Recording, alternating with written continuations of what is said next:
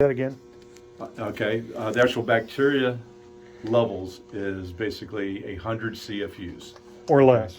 or less. Okay. There's an action level of 50. So if you're anywhere between 0 and 50 CFUs, it's safe to run the patient.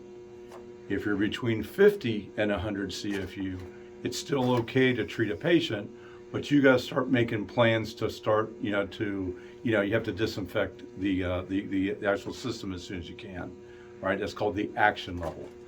If you're ever above 100 CFU, it's not safe to run a patient. Okay. Okay? Mm-hmm. So, okay. So we're on the blend valve, right? So again, the blend valve, if you need to make an adjustment, you want to adjust it while the RO is flowing water. And right below here, there's an adjustment screw. You just loosen this jam nut and take an Allen wrench and turn this knob, okay, until your temperature increases, okay? Okay. Again, Turn to the right or to the left? there's an increase or arrow. I believe you turn to the left to increase it. And just to clarify, we don't want to adjust the blend valve without the RO unit Without the running. RO running, because that's just static now, Okay. okay? Everything we'll talk about pressure-wise Right, is when we right. have water flow. Yeah, because you're not going to sense the proper temperature until you get the water to Right, move. dynamic, right? Right. We need to write that right there. Yeah. Okay. So that's a Powers blend valve, I okay? don't see any arrow on it. Where's the arrow that you're talking It's usually about? on that brass nut there. Usually it's printed here. Here, just take a picture. Okay. I can't see very well. On both the hot and cold water side, there are screens, okay?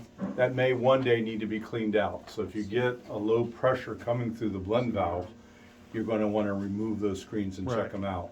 You just take a kind Well- of a deep well socket. And those valves, let's just be open here. We can rebuild those valves completely. You can rebuild them, yes. Right. Right. Now, is that something we need approval to do or no? No, you can rebuild them. Okay. No, Yeah. no, I'm okay. just saying, according to Amy. Replacing the blend valve with a different size, we would need to approve. Gotcha. Right. So it has to be same as Same or as. rebuild the one Right, you got. Right. Okay. AmeriWater stocks the rebuild kits for those blend valves. Okay. Good. I'll be honest, the price of the rebuild kits They're are almost expensive. Yeah. almost as much Yeah. as a whole new blend valve. Yeah. So you kind of weigh the labor costs. Yeah. So Gotcha. you turn it toward the arrow to warm the water up, right? To increase, right, just To- like you to would in your increase. shower. Okay. Okay, Right. And you turn it to the left to warm it up, guys. right, okay. Yeah. So you'll watch your thermometer on the Okay. discharge of the blend valve, okay, Whilst the RO running. with the RO Right. running, correct, Gotcha. okay. I've Okay. taken calls at 4 o'clock in the morning from usually a nurse that's taken over for someone's on vacation. And they'll say, hey, my temperature is 85 degrees. I'll always ask them, is your RO on yet? Oh, no, I haven't turned it on. Oh, we got to turn it on. Turn it on, Yeah. and then I said, then you can call me back Right, if it didn't right. drop to 77. or Just close like to a it. pressure reducing valve. Yeah. You got to have water flow. Right. Okay. Your range, I would suggest, be anywhere between 75 degrees and 80 degrees. Okay. Somewhere in there is fine. Yeah, you may not hit exactly 77. So Okay? if we have to use the bypass if it gets too warm and we gotta use that, Mhm. just go ahead and just open it all the way up, or Just can go you ahead and just open it all. regulate it yourself, open it up Yeah. a little I'd bit go to ahead and help open- maintain the temp? Yeah, I'd probably go ahead and open it all the way. Just dig it Yeah, all the way. right. There's no right or wrong with that. It's just, Question about that pump too, you might Oh. want to ask him that Oh, later. yeah, Remember, you had that question about that pump. yeah. okay, yeah, we'll get to that there. Okay. Okay. So you can remove the internals. There's a molded in X nut there. And here, just take a socket, and this plate here will unscrew and drop the internals out. Okay. Okay? So in your daily log, you're gonna wanna log the incoming cold water pressure. I've had hospital-based units that, for some reason, now you guys were lucky because you guys are with facilities, but if anything happens to the cold water coming in, we actually put that great gauge there so someone knows the cold water's been turned off. Gotcha. We've had that happen before, or some booster pump has. Yeah, you're not getting water. You're not getting water. Right. Exactly. Okay. So log the pressures coming in and the actual thermometer. Again, after the RO's been running for 15 minutes. That's every morning. Okay. Okay. So we're blending the water. Then our next device coming down is what's called the booster pump. We want to guarantee we have enough pressure to feed the RO. Okay? That's a variable speed booster pump, and it'll come on when the RO is on. All right? That pump will speed up or slow down to maintain a discharge pressure. The little 1 liter bladder tank on the discharge is to help the pump ease off. Okay, basically when the RO is turned off during the day. Okay, that pump will also come on during the week as your water softener or carbons are going to backwash or regenerate. Okay, it's just to make sure we have enough water. While it's running, you see the gauge on the discharge there. If you need more pressure, all you simply do is press the up or down arrow key to increase the discharge pressure of the pump. Okay, now, Normally 70 pounds is our discharge pressure. okay, that was my question. So 70 pounds is what we need on the discharge pressure. And that pump will maintain that based on its logic with the RO system. And actually, it's going to monitor what your incoming pressure is. So Okay. say, for example, you're coming in at 40.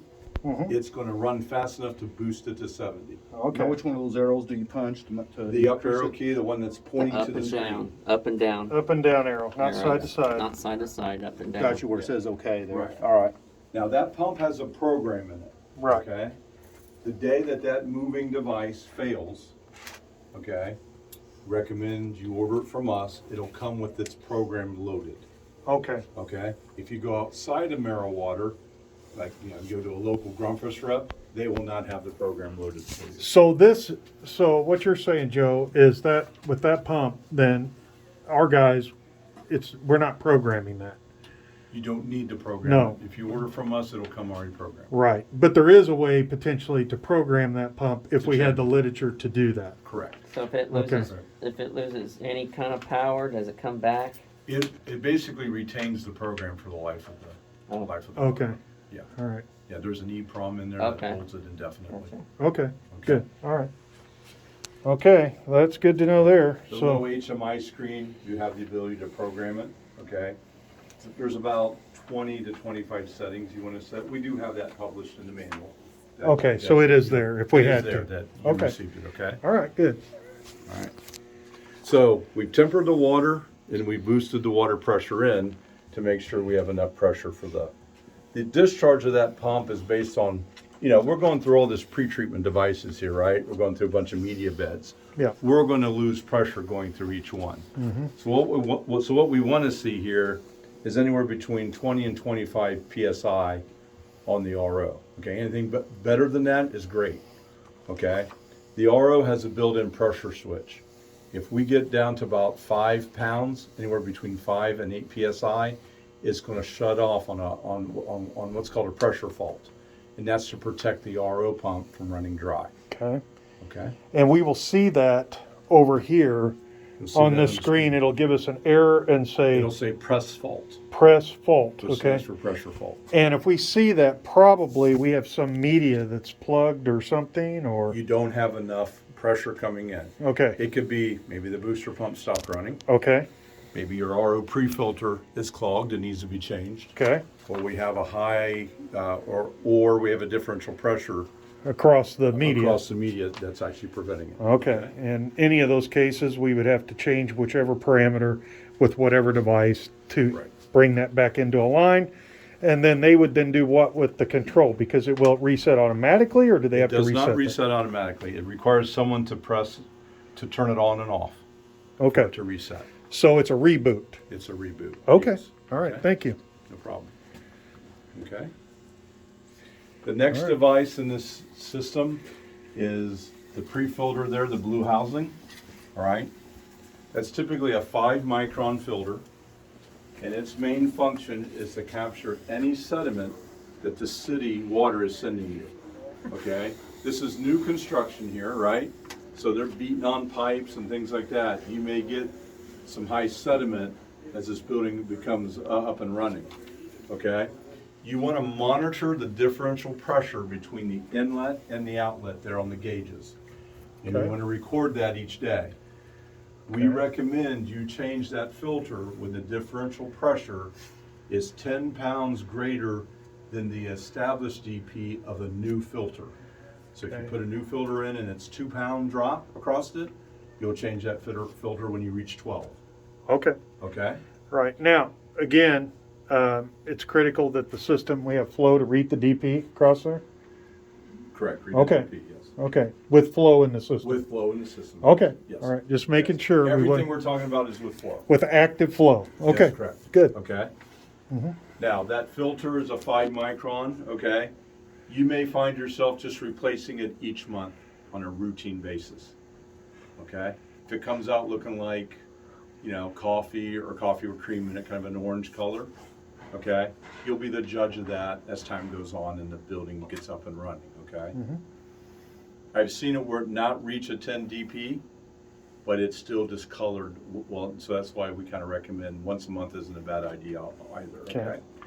But So that's if we what- haven't reached the 10 DP, we can go down here and we can pull a sample and see the color of the water. Well, you would just want to pull the cartridge out. Just pull it Because out. the cartridge, Okay. water coming out should be Right, clear because we right, captured right. everything. The sediment will show up on the Yeah. filter gradient. Right. Okay. So, oh, sorry. Okay. So when you go ahead, when you replace this filter, you don't have to, you just valve it off on both sides and you don't have to mess with anything else on down the line, You right? do need to turn the RO off Oh, okay. because if you close the valve, It goes we're gonna dry go to a low pressure on, the, fault. on that. And, Yeah. and it could be any time during the day. You can't do it while they're in service and working, That's right? a very good question. Yeah. This is a direct feed system. So meaning the RO runs as long as they're running patients. All right? You want to change that either before they get started or after they're finished in the evening. Because if you turn off the RO, they're not going to have water on the floor. Gotcha. Okay? So it's a good question. Yeah, that is a really good question for operations, So right? to For make you sure guys. this is off before you ever change that filter. Before you and change then it. Because make sure you otherwise have it'll go valve off by on. itself on a low pressure. Gotcha. Yeah. So just come over here and hit And you this don't want power the button. audible going off because then Gotcha. it's going to Right. upset the patient. Right. So shut it off and you do what? Yeah, this is the Where power we button change here, that? right? Right? Just press the power You button. just press the power button off. Yeah. Go ahead and press it now if you like. Okay, It's turning it on. okay, Oh, Okay, and if you just press it again, it'll turn it off. gotcha. okay. You hear the pump start? Mhm. Pump Yep. tried to start, okay? Now, when you change this filter, all right? Well, I think we had a question, Joe. Go ahead. Go ahead, he might be covering that. Okay. So you see the wrench there hanging from the valve on the left, okay? So what you want to do is valve off the water supply to the filter, and I leave the outlet open, just the vent, the cylinder. Then you can open up the little valve on the bottom of the blue bowl, and that'll drain the water out and take a lot of the weight off. Otherwise, that's going to be full of water, okay? So just put your bucket underneath there and drain it. Your mop Make bucket. sure the pressure is off the gauges and it's 0 before you start to loosen with that wrench. Make sure Okay. the inlet's turned off. Yes, otherwise it will not loosen to save your life if there's any pressure on The it. right pressure off. Okay? When like you go ahead and remove it, there's a filter cartridge in there. It'll look similar to this one. Okay? Similar to this one. You just remove the old and put the new one in. Of course, remove all the cellophane. Okay? And then when you want to wet it, you go ahead. Now, you should be able, there's an O-ring on the top of that blue bowl. Make sure that O-ring is clean, doesn't have any debris. Make sure it's not split or flattened. Okay. Just take a little bit of O-ring lube that you may have for other Silicone. things. All right. You don't want to do silicone where it could make it that acts like a glue. That's going to No, seal it silicone because grease. you'll never get that. Silicone yes. grease, Yes, yes. you're right. Some Right. sort of a grease. Just a little moisten of the O-ring, then hand tighten it. Should be enough, but you can take your wrench and just give it a snug. Don't try to crank it as tight as you can, because that just makes it harder on the next guy to try to get it off. You'll break a plumbing off trying to get that thing You'll do loose. that, probably rip it off the wall, but it is an O-ring seal. We don't have to have a lot of torque on it.